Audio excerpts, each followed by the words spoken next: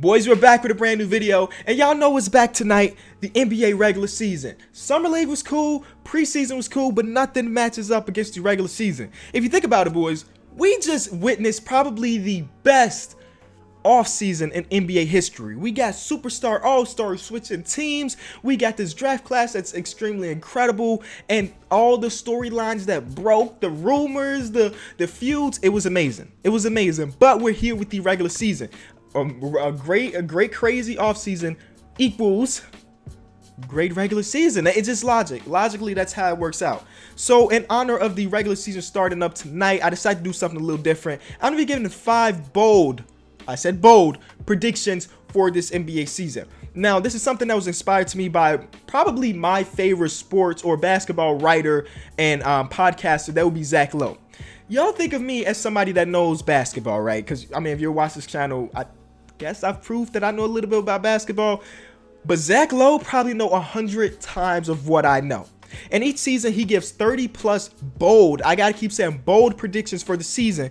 And when you read that column, you read what he's predicting, in the moment, you're like, man, this is not gonna happen. But if you go back and read what he predicted last year, a lot of that stuff came true. The dude is a wizard. He is a genius. So I'm biting him a little bit, but I'm giving my own original bold predictions. Now, when I say bold predictions, a bold prediction will not be that the Golden State Warriors and the Cleveland Cavaliers are matching up again in a championship. That's not a bold prediction. When I think of bold predictions, I'm thinking about something that is unlikely to happen, but there are strains of evidence that kind of say that it might. So in this video, in these 5 predictions, when we look back on the next season, all 5 of them could be wrong. They're bold predictions, or all 5 of them could be right, and then I look like a genius. Bold predictions are meant to be controversial, so maybe you don't agree on anything I said in this video, but hopefully we can respect each other's opinions, and you can disagree in the comment section below, and we can talk it out, all right? We're adults here. Maybe not all of us, but we try to be. All right, let's get into my 5 predictions. Number 1, the Utah Jazz will stay afloat and still make the playoffs. So obviously the Utah Jazz lost their best player in Gordon Hayward. They did everything they could to try to keep him back, bring him back. They traded for a real point guard in Ricky Rubio. They went out and re-signed his best friend in the locker room, Joe Ingles, to a crazy deal. Joe Ingles getting paid right now.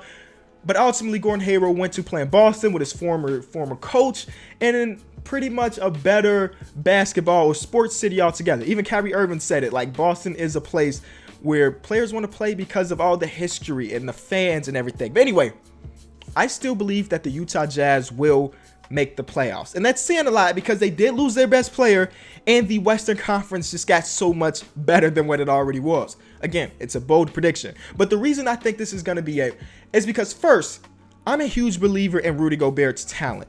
Defensively, he is, in my eyes, the best defending big man in the league. We're talking centers here. Him and Draymond Green, they're like forward/centers. No, I'm talking about centers. I have Rudy Gobert number 1 defensively on my list. And I think ultimately this team was built around the object of defense. This team is probably going to end the season as a top 3 defense. And if they can stay afloat and you know, they're going to have a hard time scoring, but if they can play amazing defense and still put up 90, 95 points per game, I think this team could win 46, 47, 50 wins. Yeah, they can win 50 games this season if they can continue to play great defense and put the ball in the basket. Bold prediction number 2 is that the Denver Nuggets will have a top 5 offense and a top 15 defense. Now, after Nikola Jokic became their full-time starting center, this team became, well, they were a top 3 offense in the league just by that one substitution, that one change in lineups when Nikola Jokic came onto the scene. Now he's like a top 5 center in the league. Like, the guy really balls out. And ultimately, when I say they're going to be a top 5 offense and a top 15 defense, I think this team will make the playoffs.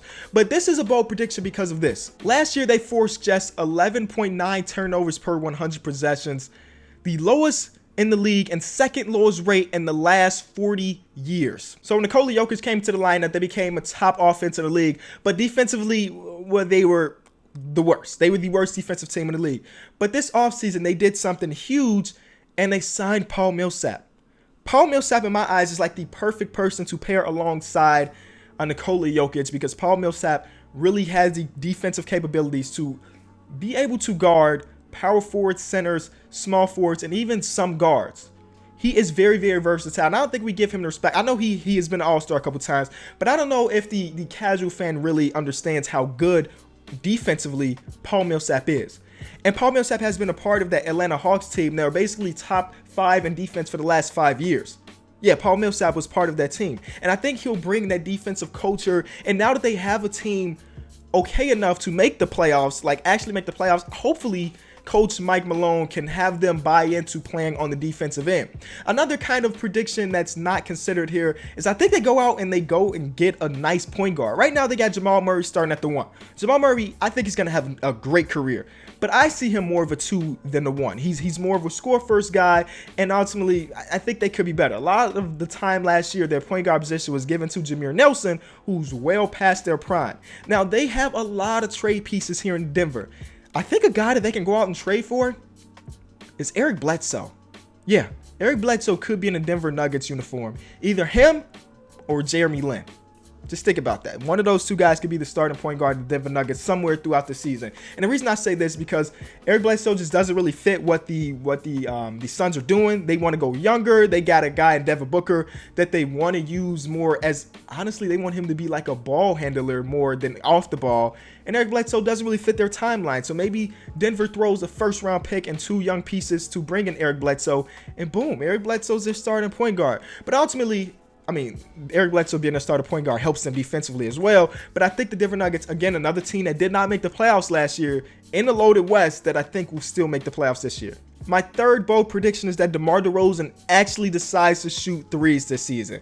We all can agree that DeMar DeRozan is a premier scorer in this league. He averaged 27 points per game last year, and that's without a 3-ball whatsoever.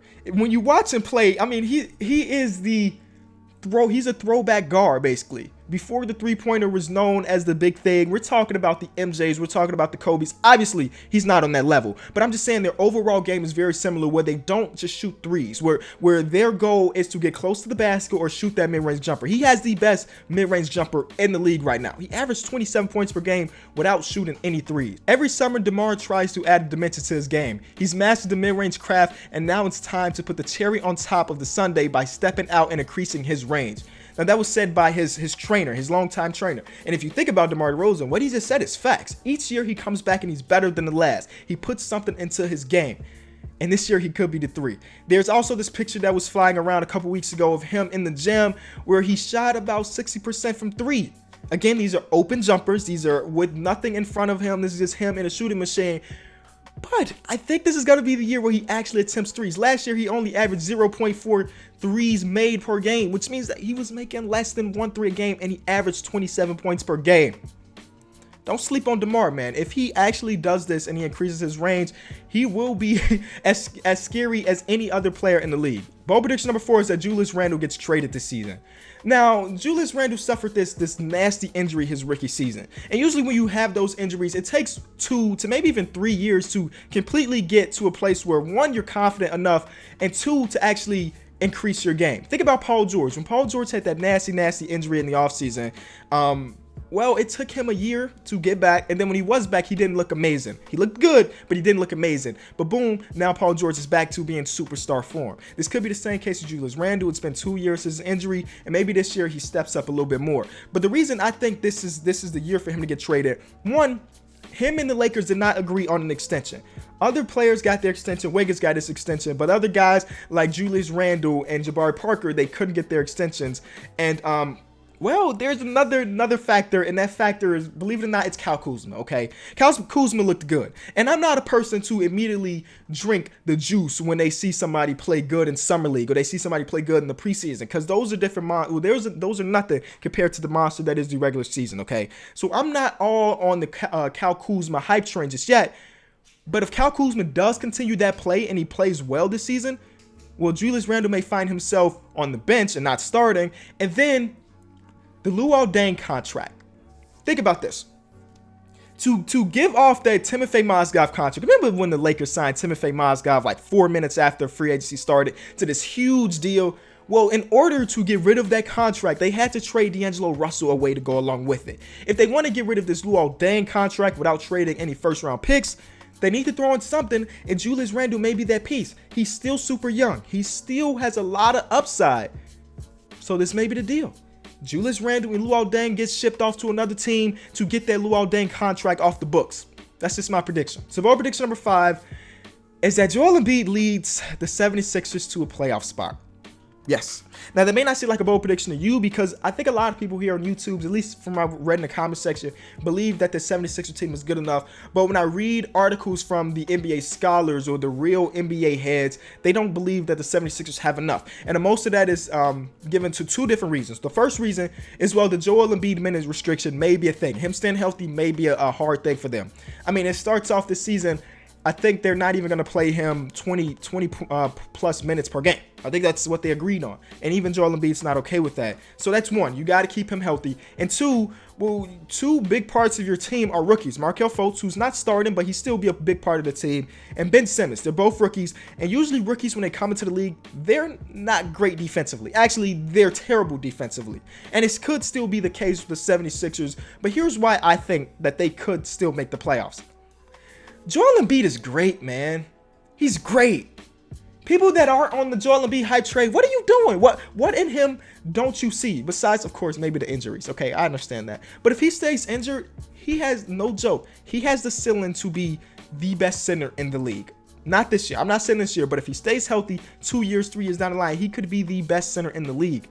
Think about the one preseason game he played, man. Or one of the preseason games he played. He was incredible.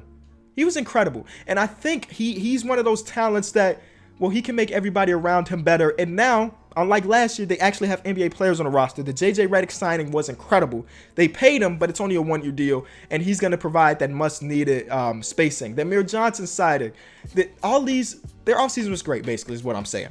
Their offseason was great. And if Joel Embiid can stay healthy, I think they got a playoff spot. The East does not look good. 45 wins could be a playoff spot. 43 wins could be a playoff spot. 40 wins could be a playoff spot in the East. I think they got enough to win 40 games. Thank y'all so much for watching. If you did enjoy this, be sure to go check out our podcast, man. This is basically what we do on the podcast. We talk about this, but it's not just my opinions. It's other people that love basketball too. So links are in the description, or you can go to iTunes, type in Through the Wire, and boom. We're about to go to 2 times a week since the season is here, so hop on the train now. Also, if you did enjoy it, let me know in the comment section below. Do you want to see me do more things like this in the regular season since we're here? These bold predictions are not meant to be me and everybody watching this video and agreeing, because that's not what a bold prediction is. It has to have some type of controversy to it. But hopefully, even if you do disagree with everything I said in this video, you can respect the video and you can respect my opinion just like I will respect yours. Let me know in the comment section below what's your bold prediction for the season. I'm very excited to see what you guys thought of the video. Peace.